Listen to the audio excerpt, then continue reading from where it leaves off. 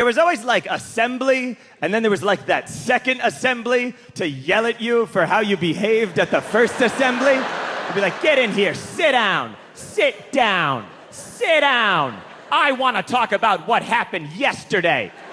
You're like 8 years old, you're like, what's yesterday?